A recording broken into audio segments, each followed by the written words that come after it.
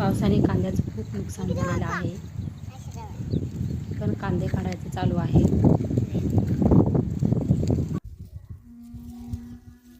आणि मुली पण कांदे काढायला मदत करत आहेत. हा पहा आमचा कांदा. पावसाने बऱ्यापैकी कांदा खराब झालेला आहे.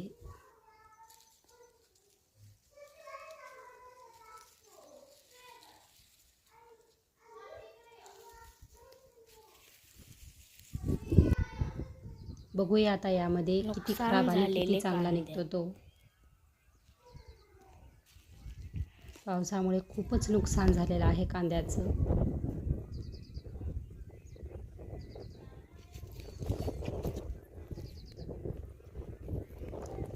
बायका आहेत शेतात कांदे काढायला.